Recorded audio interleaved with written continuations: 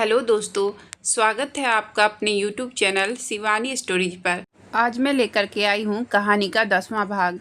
अगर आपने पिछले 9 भागों को नहीं सुना है तो उसका लिंक मैं डिस्क्रिप्शन बॉक्स में दे दूँगी।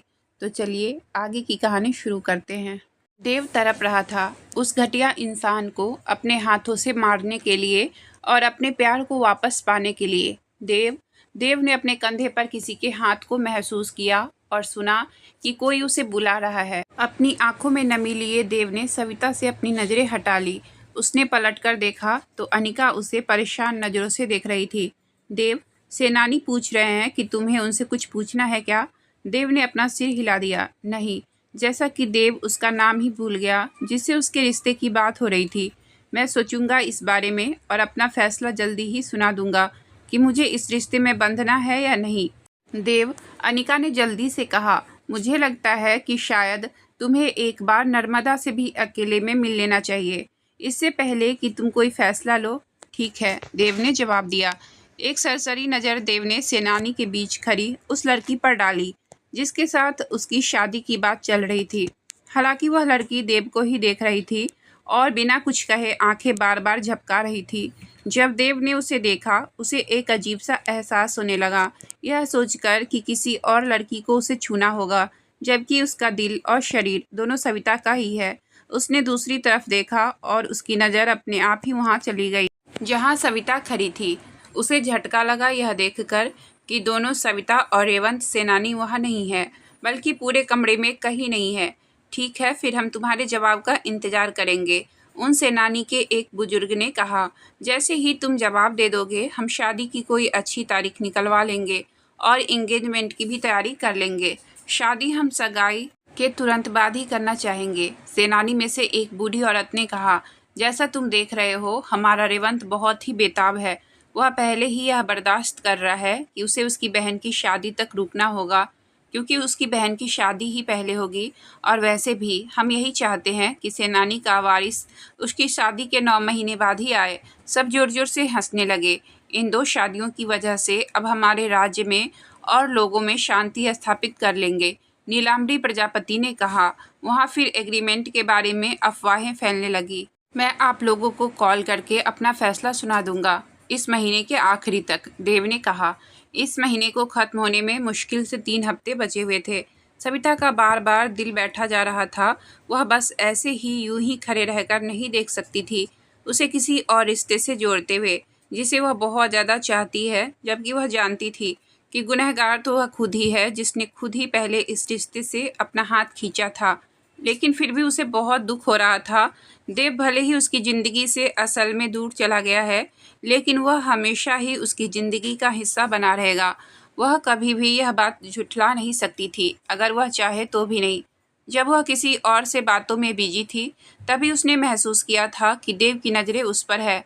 एक बार हल्का सा सविता ने देव की तरफ देखा और पाया कि वह उसे ही देख रहा है। देव का दिल धक से रह गया था सामने का नज़ारा देखकर। उसकी आंखों में सविता द्वारा दिया गया धोखा नजर आ रहा था। उसे उसकी आंखों में उसके लिए नफरत, प्यार और तड़प तीनों ही दिख रहे थे। वह उसकी नज़रों को बर्दाश्त नहीं कर पा रही थी, इसलिए उसे इधर उधर देखना पड़ रहा था और यह दिखाने की कोशिश कर रही थी कि उसे कोई फर्क नहीं पड़ता। तभी एक आदमी की आवाज़ सविता को अपने नज़दीक सुनाई दी। वह रेवंत सेनानी उसे रास्ता दिखा रहा था, सेनानी मेंशन के बाहर कहीं जाने के लिए। वह दोनों एक ऐसी जगह आकर रुके जो एक पूल हाउस था। वह एक पूल हाउस जहां एक बड़ा सा आलीशान बेड भी लगा हुआ था।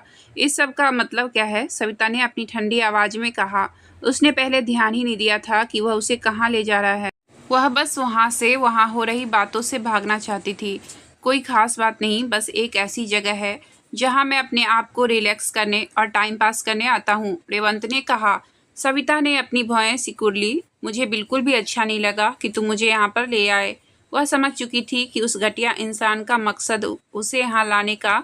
उसने उसके कान में एक बार फुसफुसाया था कि वह कितनी खूबसूरत लग रही है और उसे बिल्कुल भी इंतजार नहीं हो रहा है शादी का असली वेडिंग नाइट के लिए। कम ऑन सविता, हम दोनों ही जवान हैं, जैसा तुम पहले से ही जानती हो कि मैं तुम्हें पाना चाहता था। मुझे दिखाने तो दो कि मैं तुम्हें कितना चाहता हूँ।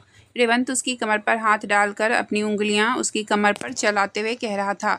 मुझे बिल्कुल भी इंटरेस्ट नहीं है और मुझे बिल्कुल भी पसंद नहीं है कि कोई मेरी परमिशन के बिना मुझे छुए। सविता ने उसका हाथ अपनी कमर से झटकते हुए कहा। सविता बिना कोई सीन क्रिएट किए हुए उसके चंगुल से निकलना चाहती थी। रेवंत ने अपना हाथ पीछे ही रखा, लेकिन सविता की तरफ पूरा झुककर बोला, मुझे पता है तुम चाहती हो कि कोई तुम्हें छुए। मैंने अफवाहें सुनी है तुम्हारे बारे में कि तुम सिंघम को अपने करीब आने देती हो, उसे छूने देती हो। जब तुम उसे अपने आप को छूने दे सकती हो तो मुझे क्यों नहीं? हम तो शादी भी कर रहे हैं। मैं जल्दी से जल्दी सेनानी का वारिस तुम्हारी कोख में लाना चाहता हूँ, तुम्हारी जैसी माँ से। मैं जानता हूँ कि मेरा बेटा जन्म से ही एक योद्धा बनेगा। सविता ने उसे अपने से दूर धक्का दिया। मैंने तुम्हारा प्रस्ताव स्वीकारा नहीं है, सविता ने ठंडे भाव से कहा। मैंने सिर्फ इस पर सोचने के लिए हाँ कहा है, और मैंने अपने पास्ट में क्या किया है इससे तुम्हें कोई लेना देना नहीं होना चाहिए। जितनी जल्दी तुम्हारे दिमाग में यह बात घुसे उतना ही अच्छा है, समझे? रेवंत सेनानी सविता को अपनी ठंडी निगाहों से देख रहा था। फिर कुछ पल बाद वह हंस पड़ा। वह हंसी सविता को चुभ रही थी और उसे उससे घृणा होने लगी। उसने याद किया कि कैसे सेनानी के घर में काम करने वाली नौकरानी रेवंत सेनानी से डरती है। उसे लगने लगा था कि जो अफवाहें वह सुनती थी वह वाकई में सच थी। वह समझ चुकी थी कि रेवंत सेनानी और उसका मरा हुआ छोटा भाई दोनों ही रेपिस्ट है और बिना औरत की मर्जी के उनका बलात्कार करते हैं, उन पर अत्याचार करते हैं और टॉर्चर करते हैं, क्योंकि उनकी शक्ल अच्छी है और पैसा पावर दोनों है। इसलिए भाग्य उनका साथ दे जाता है और शहर से बाहर भी उन्हें नए बकरे आसानी से मिल ही जाते हैं अपनी हवस मिटाने के लिए। और जो विक्टिम्स बहुत सारा पैसा ऑफर होने के बाद भी अपना मुंह बंद नहीं रखते, वह लोग या तो मार दिए जाते हैं या फिर गायब कर दिए जाते हैं। कोई डाउट नहीं है सविता, हमारी शादी होगी। अगर तुम भी इंजॉय करना चाहती हो तो हम अभी ही कर लेते हैं, क्योंकि मैं तो बहुत ही बेकरार हुए जा रहा हूँ। पहले से ही अंदाज़ा मत लगा लो कि मैं क्या चाहती हूँ, सविता ने कहा। सिर्फ एक ही कारण है कि मैं चुप हूँ और उन लोगों को करेक्ट नहीं कर रही हूँ जो यह समझ बैठे हैं कि मैंने तुम्हें हाँ कर दी है, क्योंकि इसके पीछे मेरी अपनी पर्सनल वजह है। तुम चाहो तो सबको सच सच बता सकते हो। सिग्नेचर के बाद ऑफिशियली यह कॉन्ट्रैक्ट खत्म हो जाएगा। सविता अपनी टीम के साथ मीटिंग रूम में थी और लॉयर को कहते सुन रही थी। उसके ठीक सामने देव सिंघम अपनी टीम के साथ बैठा हुआ था। वह दोनों वहां लास्ट डॉक्यूमेंट को साइन करने आए हुए थे, हैंड ओवर करने के लिए, क्योंकि कॉन्ट्रैक्ट के मुताबिक इसके बाद का कंस्ट्रक्शन का काम मैनेजमेंट टीम को संभालना था।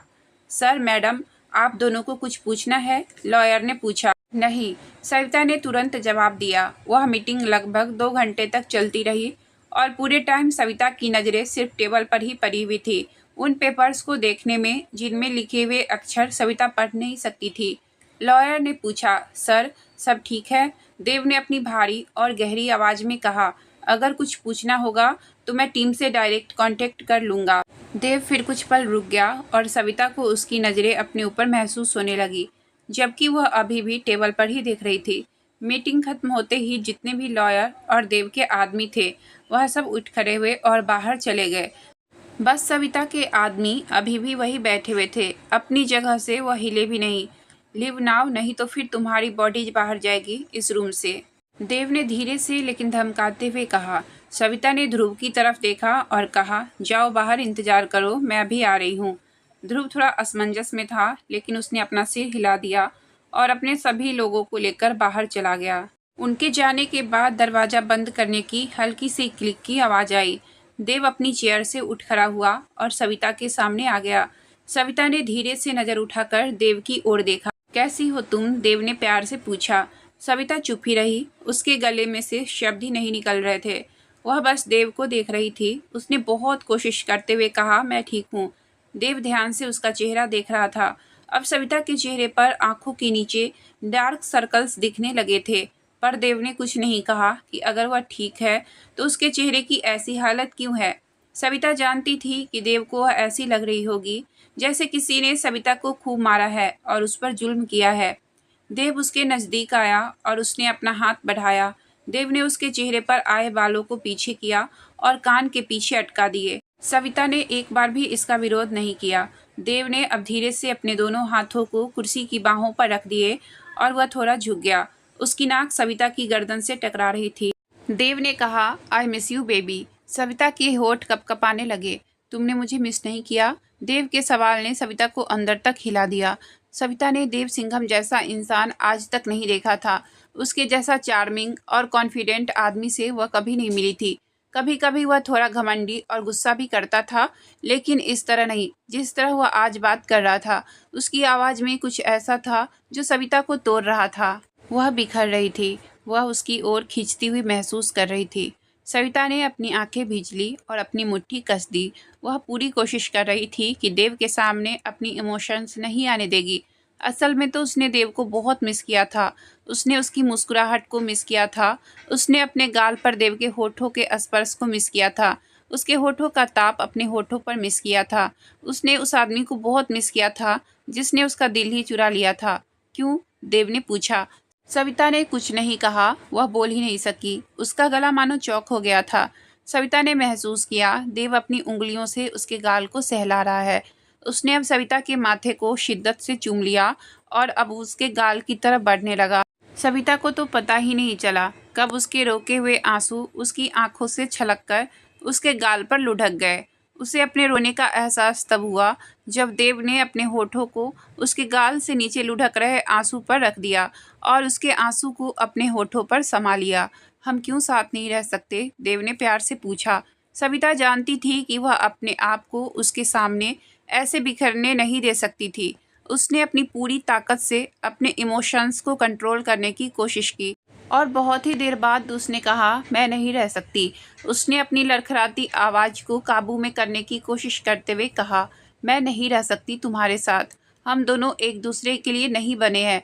ऐसा मत कहो, देव ने भावुक होते हुए कहा। तुम क्यों मुझे अपनी ज़िंदगी से बाहर निकाल रही हो? देव ने आग्रह करते हुए पूछा। सविता को अब धुंधला दिखने लगा था क्योंकि उसके आंसू लगातार बहे जा रहे थे। उसकी आंखों में सिर्फ आंसू थे और कुछ नहीं। अब वह और ज़्यादा अपने आंसू को रोक नहीं सकी थी। क्योंकि मैं तुमसे प्यार नहीं करती। सविता ने वही अपना पुराना झूठ फिर से बोला। मेरी ज़िंदगी में अब कोई और है, तुम मुझे अकेला छोड़ दो, सविता ने फुसफुसाते हुए कहा। देव ने एक गहरी सांस ली और पीछे हट गया। तुरंत ही सविता को देव की गर्माहट का एहसास दूर होता हुआ महसूस हुआ। सविता ने अपनी आंखें खोली और देव को देखने लगी। उसकी आंखों में उसे अपने लिए गुस्सा और धोखे का एहसास महसूस हो रहा था। गुस्सा वह समझ सकती थी, लेकिन अपने प्रति देव की नज़रों में धोखे का एहसास देखकर सविता का दिल मानो 1000 बार टूट गया था। वह जानती थी कि देव नहीं समझ रहा है। इन 3 महीनों में जब वह साथ में थे, उस वक्त की उन दोनों की बॉन्डिंग का सविता की नज़र में कोई मतलब नहीं है। वह यह भी जानती थी कि देव जरूर ऐसा ही समझ रहा है कि सविता उसे बिल्कुल प्यार नहीं करती या इतना प्यार नहीं करती कि अपने प्यार के लिए लड़ सके। शायद देव सही हो, वह उसे प्यार तो करती है, लेकिन इतना नहीं कि अपने प्यार और उन दोनों के भविष्य के लिए लड़ सके। यह बस अब यहाँ से भागना चाहती थी।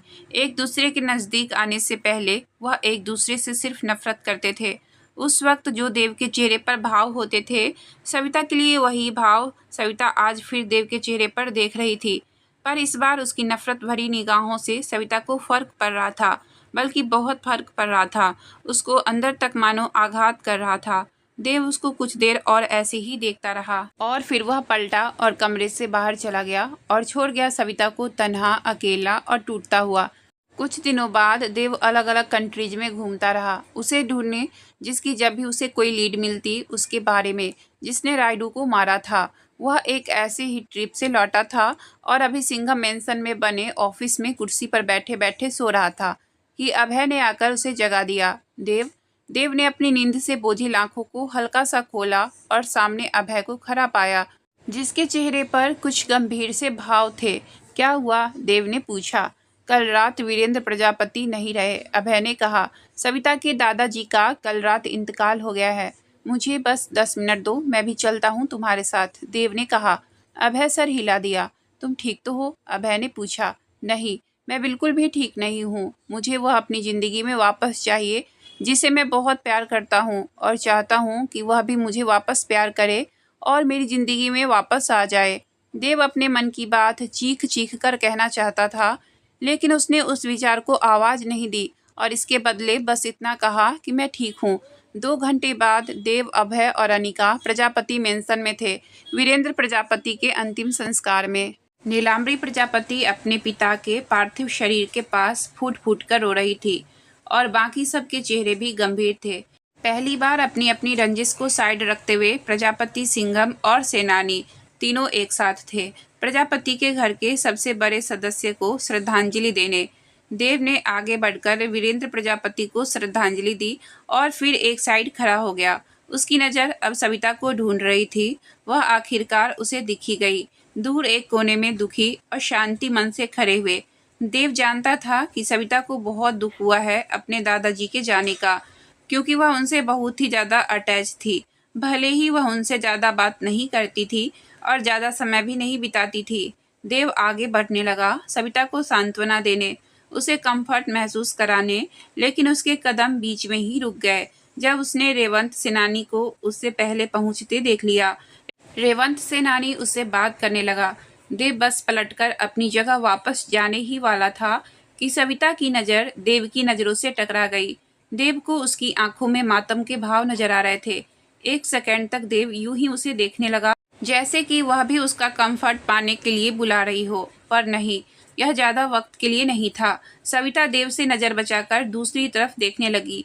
ऐसा नहीं था कि वह रेवंत सेनानी से बात कर रही थी, वह तो वहाँ से उठकर ही चली गई। देव उसे जाते हुए देखने लगा। वह ना चाहते हुए भी उसके पीछे चलने लगा, उसे संभालने, उसे कंफर्ट महसूस कराने, पर उसके कदम रुक गए जब रेवंत सेनानी ने आगे जाकर अपना हाथ आगे बढ़ा लिया उसे रोकने के लिए। दोनों ही एक दूसरे को घूरने लगे। जहां रेवंत सेनानी उसे अपनी खाली आंखों से घूर रहा था, वही देव उसे गुस्से भरी नजरों से घूर रहा था।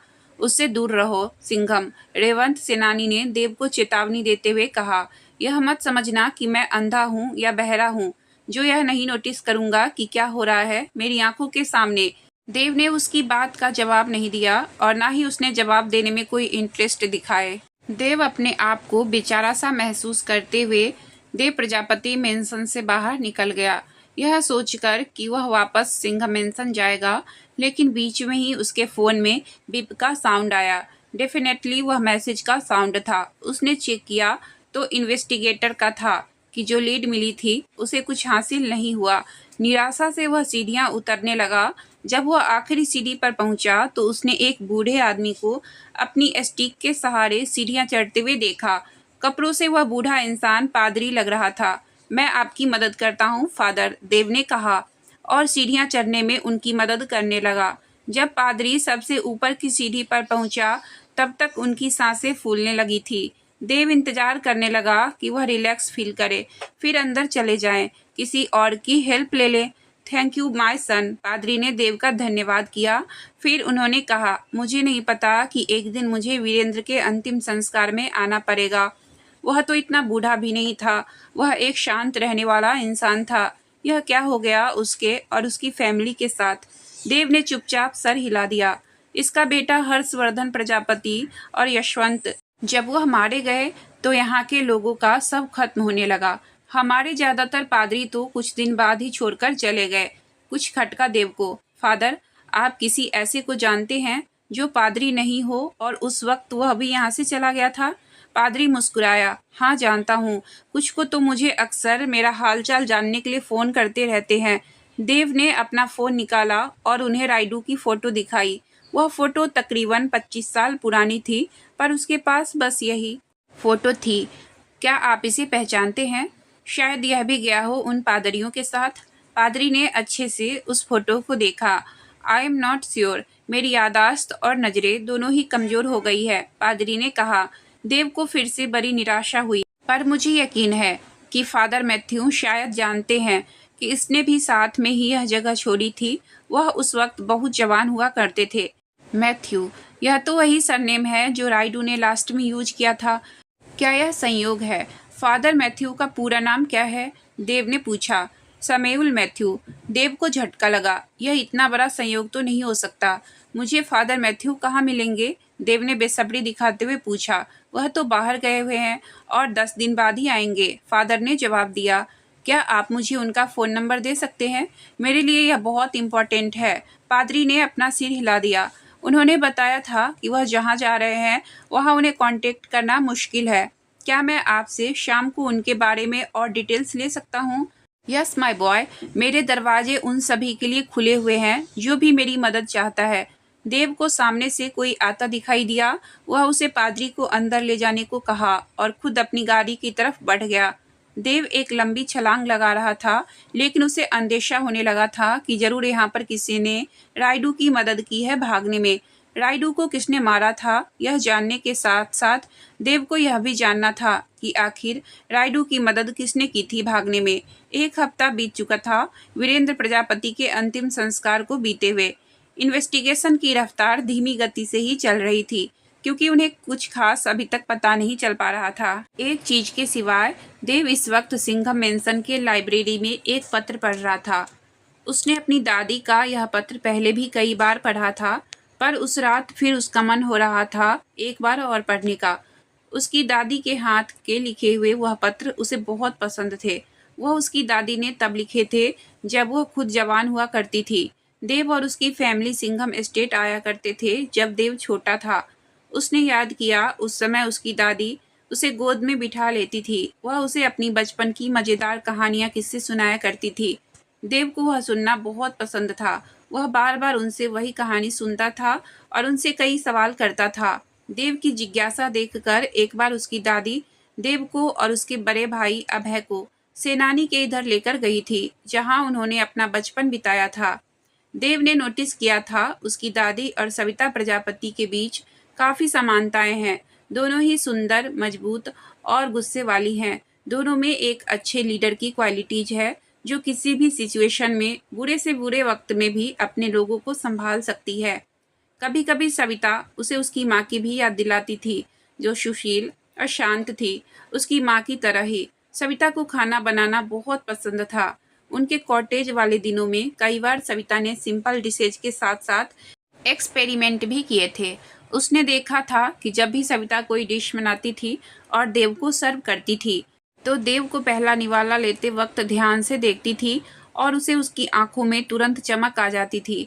जब देव उसके खाने की तारीफ करता था, देव का दिल भारी होने लगा। वह जानता था कि सविता प्रजापति सिर्फ उसकी है और उसके लिए ही बनी है। कोई भी आज तक उसकी जिंदगी में इतना करीब नहीं आया जितना कि सविता आई थी, और अगर वह अपनी जिंदगी सविता के साथ नहीं बिता सकता, तो वह किसी भी और लड़की को अपने करीब अब सोच भी नहीं सकता था। वह दूसरी लड़की के लिए नाइंसाफ़ी होगी, वह चाहे कितनी भी खूबसूरत हो।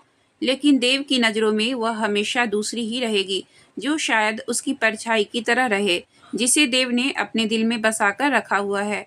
देव ने सोच लिया था कि वह अब कल सेनानी को फ़ोन करेगा और उन्हें अपना फैसला सुना देगा कि उसकी ना है, वह शादी नहीं करना चाहता है। अगर शादी हो भी जाती है तो कोई खुश नहीं रहेगा, परेशानियां और बढ़ेंगी ही। वह सेनानी को अपना फैसला सुनाने से पहले अपने लोगों को और अभय को चौकन्ना रहने के लिए भी कहना चाहता था, क्योंकि उसके ना के बाद सेनानी चुप नहीं बैठेंगे। नींद नहीं आ रही है, एक जानी पहचानी लड़की की आवाज़ देव को सुनाई पड़ी।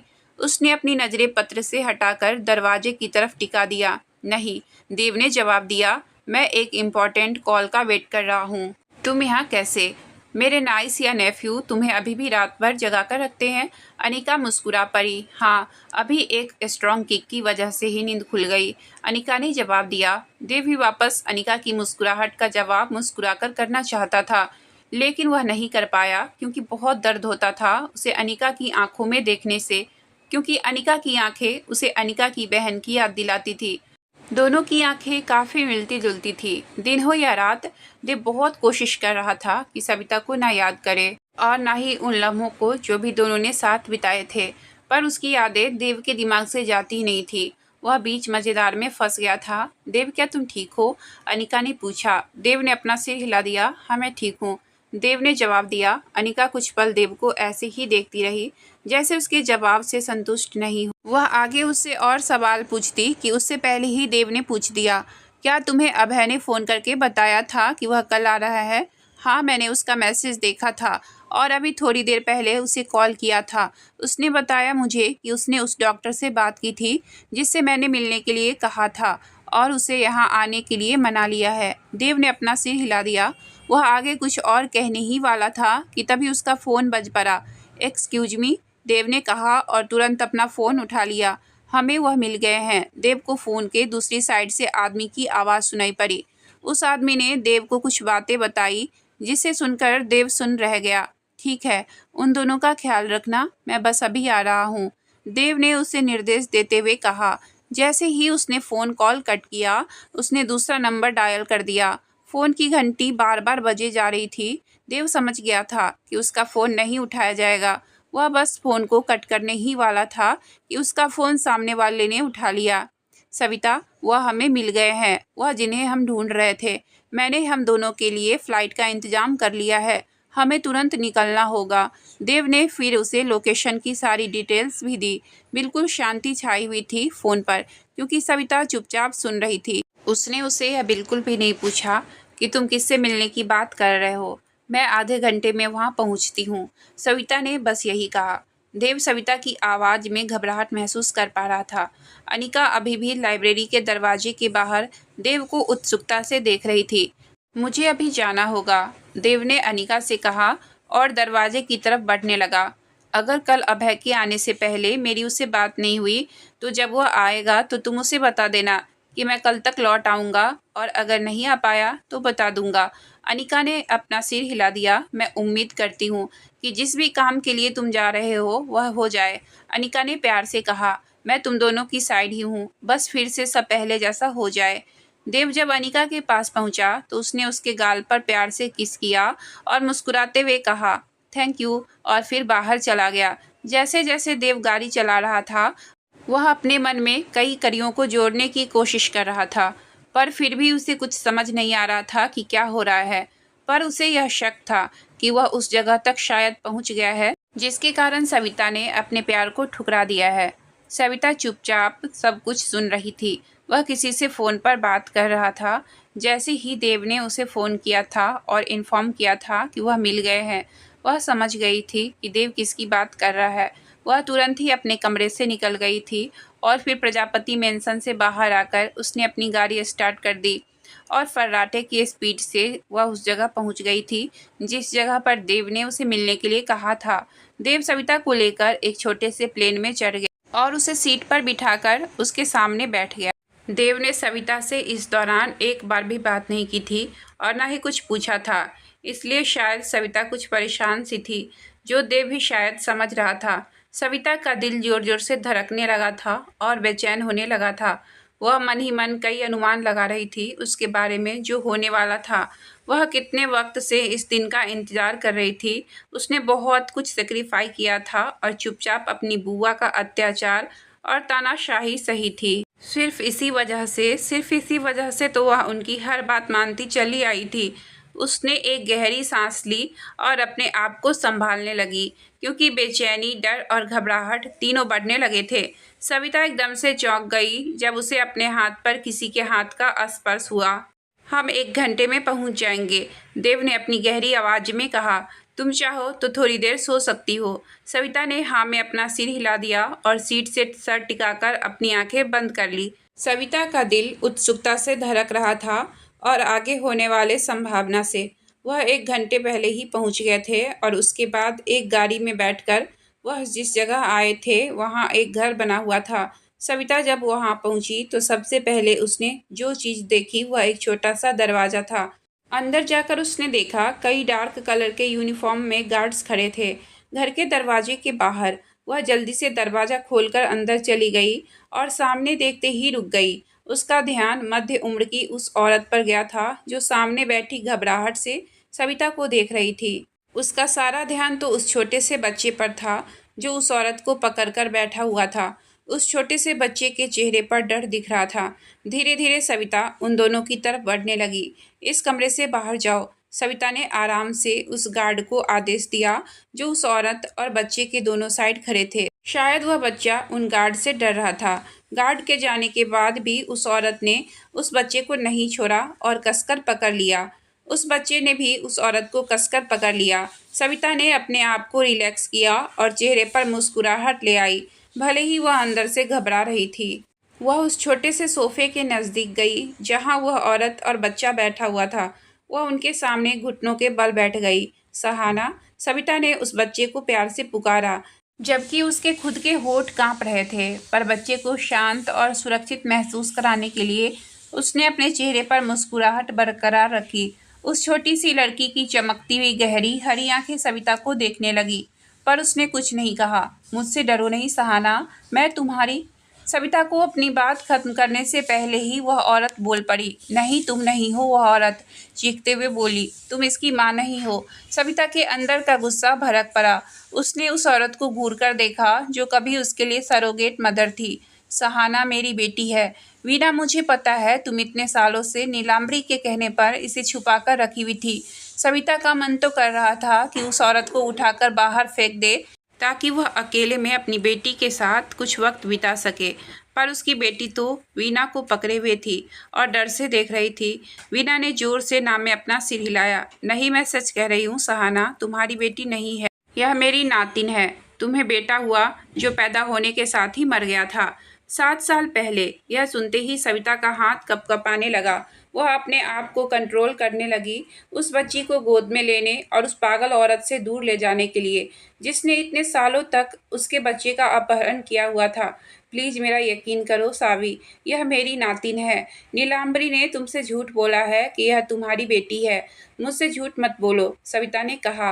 मैंने इसकी कुछ फ़ोटोज़ देखी है जब यह बड़ी हुई तब की। कुछ फ़ोटोज़ में तो यह मेरी माँ जैसी दिखती है। इसकी आंखें बिल्कुल उनकी ही तरह है। मैं जानती हूँ यह इसलिए क्योंकि तुम्हारी माँ मेरी कज़न है।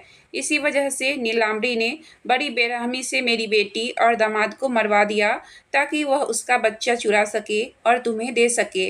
यह सच नहीं हो सकता, सविता ने धीरे से फुसफुसाते हुए कहा, क्योंकि सविता जानती थी कि उसकी बुआ नीलांबरी उसकी सोच से भी ज़्यादा शातिर है। यही सच है सावी, वीना ने दुखी होते हुए कहा।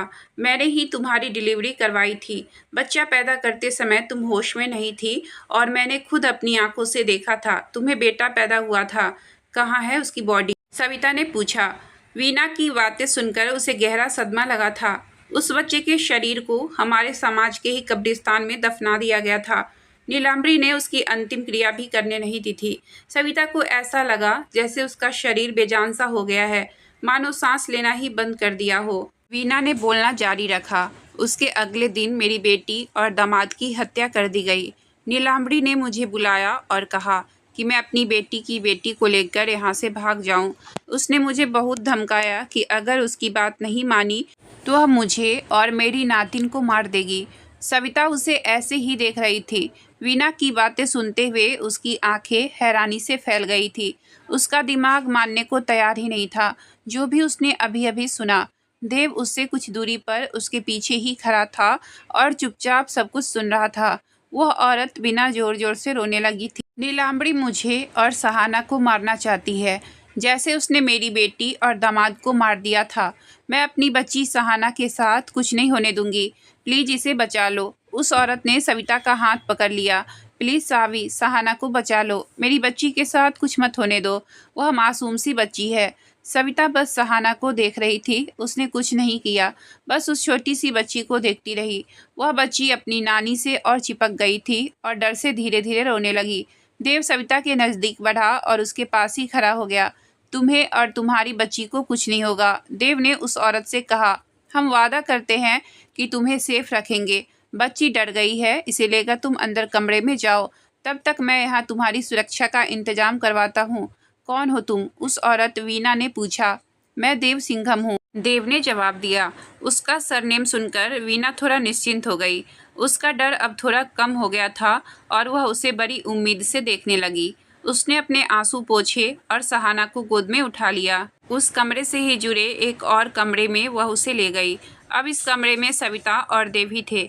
बस देव का दिल भारी होने लगा था जब उसने सविता को उसी जगह घूरते हुए देखा जहां अभी वह औरत और वह बच्ची बैठी थी। देव उसकी चाहते हुए भी कोई मदद नहीं कर सकता था। देव घुटने के बल बैठा और अपनी बाहें सविता के कंधे पर रख दी। उसने बिना कुछ कहे उसे पकड़ लिया। सविता के स्पर्श महसूस होते ही आंसू बहने लगे। मुझे तो यकीन ही नहीं हो रहा है, यह मैंने आज के दिन के लिए 7 साल इंतजार किया था, सविता ने फुसफुसाते हुए कहा। 7 साल अपनी बेटी से मिलने के लिए, सिर्फ इसी वजह से मैं आज तक जिंदा हूँ। और अब हम तुम्हारा ब्लड टेस्ट और डीएनए टेस्ट करवाएंगे, पहले देव ने प्यार से कहा।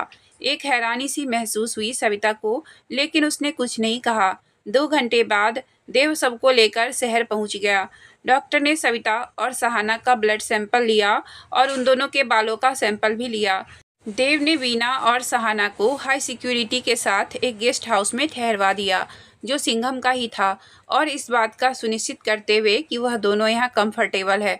इसके बाद वह सविता को लेकर कॉटेज चला गया। सविता पूरे रास्ते चुप रही। मुझे 1 दिन में रिपोर्ट चाहिए, देव ने गाड़ी चलाते हुए ही फोन पर किसी को फरमान सुनाते हुए कहा। कॉल कट करने के बाद देव ने सविता की तरफ देखा कि वह ठीक तो है।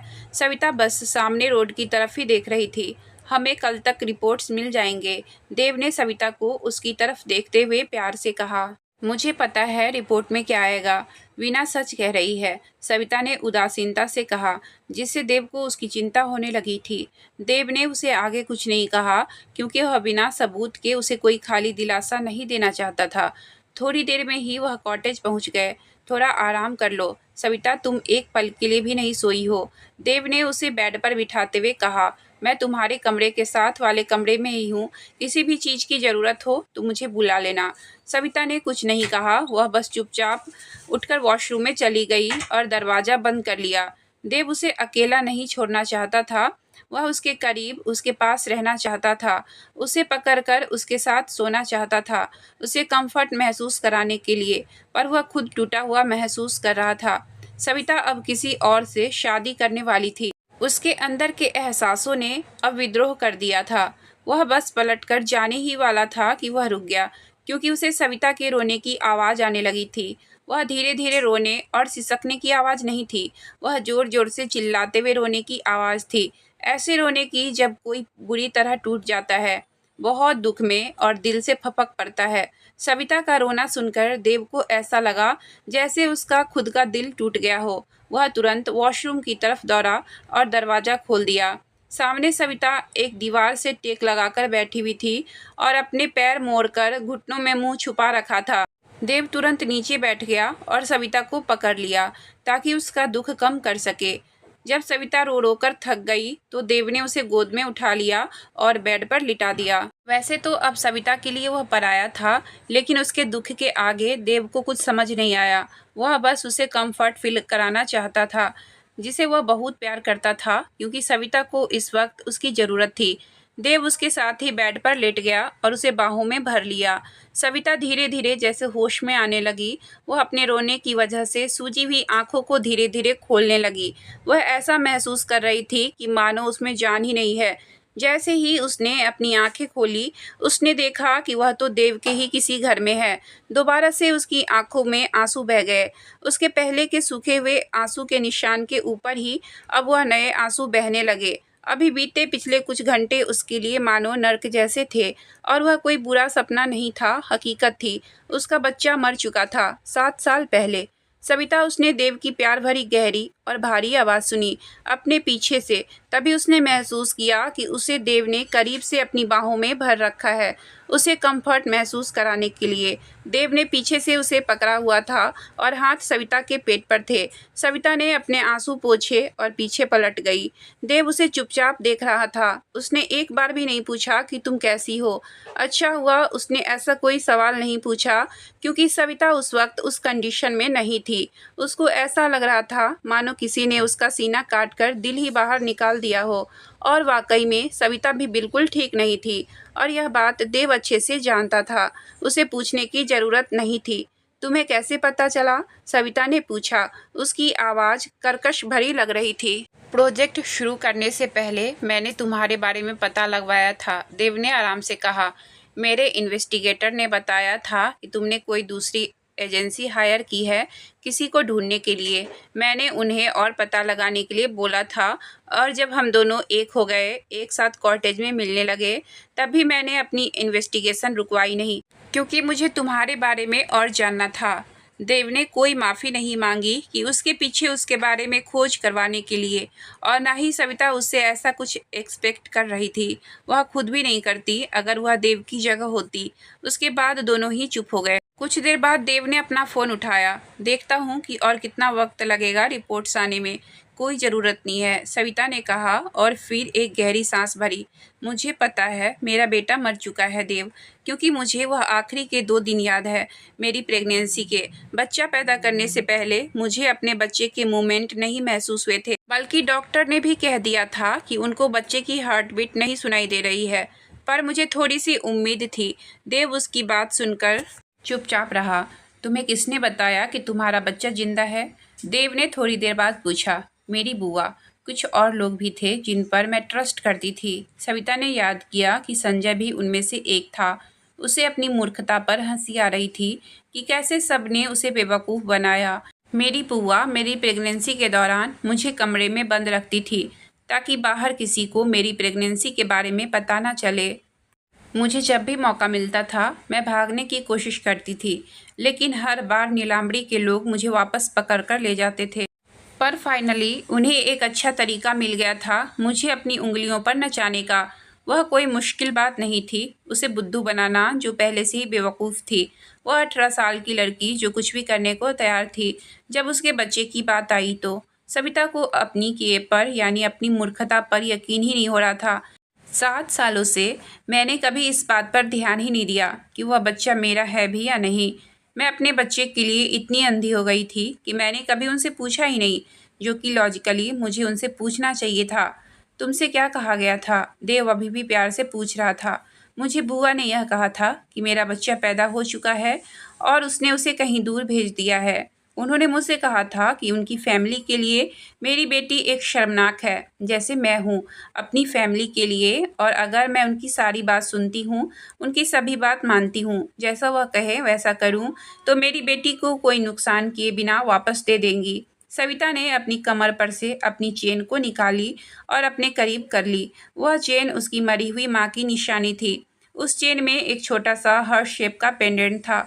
सविता ने उसे खोला तो उसमें एक छोटे से बच्चे की एक छोटी सी साइज में फ़ोटो थी, पर सिर्फ चेहरे के ऊपरी हिस्से का था। जब भी मैंने उनसे प्रूफ मांगा कि मेरा बच्चा सुरक्षित है, सही सलामत है कि नहीं, उसका प्रूफ दो, तो वह मुझे इसी तरह का आधा अधूरा फ़ोटो भेज देती थी। यह सब बताते हुए उसे बहुत तकलीफ़ होने लगी थी। सिर्फ आँखों की या फिर पीछे से ली गई हुई फ़ोटो। वह कहती थी कि वह मुझे इसलिए पूरी पिक्चर नहीं दिखाती थी क्योंकि फिर मैं आसानी से उसे ढूंढ लूँगी। सविता ने अपना ज़ोर-ज़ोर से सिर हिलाया। मैं इतनी स्टूपिड कैसे हो सकती हूँ? बस यूँ ही उसकी बात मान ली। यह कोई स्टूपिड वाली बात नहीं है सविता। तुम एक माँ हो और बस अपने बच्चे की सेफ्टी के लिए कुछ भी करने को तैयार हो गई। हाँ, मैं वह सब कुछ करूँगी जो वह मुझसे कहेंगी अपने बच्चे के लिए, जबकि मैं ना चाहूँ तब भी। सविता ने अपनी आँखें बंद कर ली, जैसे वो बहुत कुछ अभी भी बर्दाश्त करने की कोशिश कर रही हो।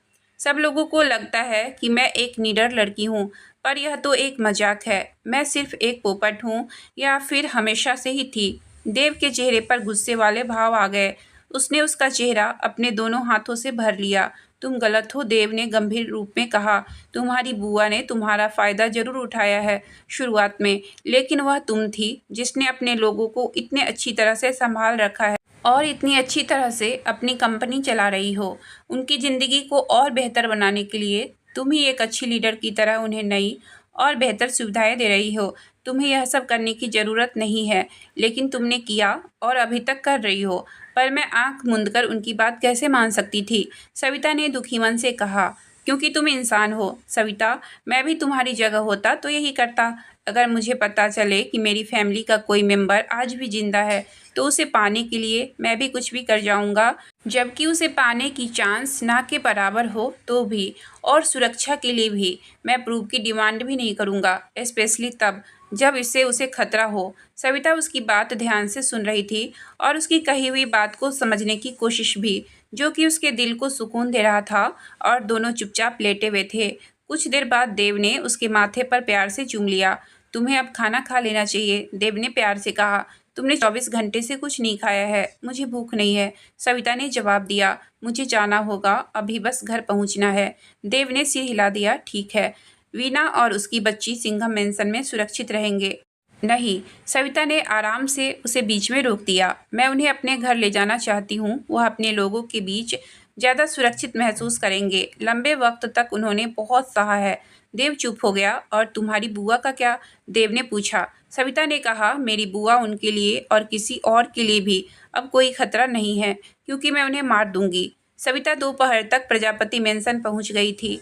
देव ने उससे जिद की थी कि वह भी उसके साथ आएगा, इसलिए दोनों साथ प्रजापति मेंशन आ गए थे। जैसे ही उनकी गाड़ी प्रजापति मेंशन के गेट पर पहुंची, सविता तुरंत गाड़ी से उतरकर दंदनाते हुए प्रजापति मेंशन के अंदर चली गई। उसके दिमाग में बहुत सारी बातें चल रही थी। उसे पूछना था नीलांबरी से कि उन्होंने उसके साथ ऐसा क्यों किया। उसे उसके किए की सजा देनी थी, इसी उम्मीद से जैसे ही नीलांबरी उसके सामने आएगी वह उसे गोली मार देगी। सविता अपने मन में यह सोचते हुए अंदर चली जा रही थी। जैसे ही वह नीलांबरी के कमरे के पास पहुंची, उसने देखा कि नीलांबरी का कमरा बाहर से बंद था और ताला लगा हुआ था। कहाँ गई वह? सविता चिल्लाई। वह कल रात ही कहीं चली गई है। जब उन्हें पता चला कि कल रात को आप कहीं जल्दबाजी में निकल गई हैं, आपके जाने के थोड़ी देर बाद वह भी कहीं चली गई, ध्रुव ने जवाब दिया। उसे सविता के वापस आने का जैसे ही पता चला, वह सविता के पीछे पीछे दौड़ाया। वह कहाँ गई है? सविता ने गुस्से से पूछा। हमें नहीं पता मैडम, उन्होंने हम में से किसी को नहीं बताया कि वह कहाँ जा रही है, ध्रुव ने जवाब दिया। उनकी गाड़ी कौन चला कर ले गया है? कुछ पल ध्रुव ने कोई जवाब नहीं दिया। थोड़ी देर बाद वह बोला, मेरे बाबा। यह सुनते ही सविता की मुट्ठी भींच गई। उसे जो शक था वह अब यकीन में बदल चुका था। उसे हमेशा लगता था कि कोई तो है जो नीलांबरी की मदद करता है और उसे बताता होगा कि सविता की सहाना को ढूंढने की इन्वेस्टिगेशन कहाँ तक सफल हुई। सविता को हर किसी पर शक था, सिवाय एक इंसान की, वह है संजय। किसी कारण से उसे लगता था कि संजय उसकी बुआ से ज़्यादा सविता के लिए लॉयल है। यही कारण था कि उसने यह बात मान ली थी कि उसका बच्चा जिंदा है और उसे कहीं भेज दिया गया, क्योंकि वह बात उसे संजय ने ही बताई थी। उन्हें ढूंढो, सविता ने धीरे से लेकिन कड़क आवाज में कहा। उन्हें ढूंढकर मेरे पास वापस लाओ, और वह भी जिंदा। सविता ने आदेश दिया। वह नहीं चाहती थी कि कोई उसकी बुआ को एक खरोच भी लगाए। वह तो खुद अपने हाथों से अपनी बुआ नीलांबरी को मारना चाहती थी। जो दुख दर्द उसने सहा है इतने सालों तक, उसका हर जाना कोई नीलांबरी को यूं ही गोली मारकर नहीं चुका सकता। नीलांबरी को अपने सामने तड़प तड़प कर मरते हुए वह देखना चाहती थी। ध्रुव ने सिर हिला दिया। सविता जानती थी कि भले ही संजय ध्रुव के पिता है, लेकिन फिर भी ध्रुव अपनी ड्यूटी को ज़्यादा वैल्यू देता है। उसके लिए सबसे पहले ड्यूटी है, बाद में कुछ और। देव ने भी अपने आदमियों से बात करके सबको नीलांबरी और संजय को ढूंढने के लिए लगा दिया और अपने इन्वेस्टिगेटर को नीलांबरी और संजय की सारी डिटेल्स भी भेज दी, ताकि उनके बारे में वह कुछ पता लगा सके। सविता देख रही थी कि उसके कुछ आदमी जा रहे थे नीलांबरी की तलाश में। मुझे तो यकीन ही नहीं हो रहा कि इतनी आसानी से नीलांबरी भागने में सफल हो गई, सविता ने फ्रस्ट्रेशन से कहा। हम उसे जल्दी ही ढूंढ लेंगे, देव ने सविता से प्रॉमिस किया। उन्होंने थोड़ी देर बाद वीना और उसकी नातिन सहाना को उनके घर छोड़ दिया, जहां वह पहले रहा करते थे, जहां उनके बाकी के रिश्तेदार रहते थे। अपने लोगों के बीच वापस आकर वीना बहुत खुश हो गई थी। सविता उन्हें वापस मिलते हुए दूर से देख रही थी। कुछ देर बाद वीना अपने लोगों को छोड़कर सविता के पास आई। थैंक यू सावी, वीना ने अपनी आंखों में आंसू लिए हुए कहा। मैंने कभी नहीं सोचा था कि मरने से पहले मैं अपने लोगों के बीच वापस आ पाऊंगी और अपना घर, अपना परिवार कभी देख पाऊंगी। सविता ने सिर हिला दिया। यहाँ तुम पूरी तरह सुरक्षित हो। मैंने तुम्हारी ज़रूरत की सारी चीज़ों का इंतजाम करवा दिया है। अगर तुम्हें और सहाना को कभी भी किसी भी चीज़ की ज़रूरत पड़े तो बेझिझक मुझे कॉल कर लेना। सविता ने अपने आदमी को यहाँ की सुरक्षा के लिए और ज़रूरत की चीज़ मुहैया करवाने के लिए आदेश दिया, और फिर अपनी माँ के रिश्तेदारों या फिर यूँ कहो कि माँ के मायके की जगह से निकल गई। सविता ने पहले एक गहरी सांस ली और फिर अपनी आंखें बंद कर ली। वह सब भूलना चाहती थी जो भी इन 7 सालों में उसके साथ हुआ। आज की कहानी मैं यहीं तक रहने देती हूँ। इससे आगे की कहानी मैं कल लेकर आऊँगी। अगर आपको कहानी अच्छी लगी हो तो प्लीज़ वीडियो को लाइक और चैनल को सब्सक्राइब करें। आपका बहुत बहुत धन्यवाद।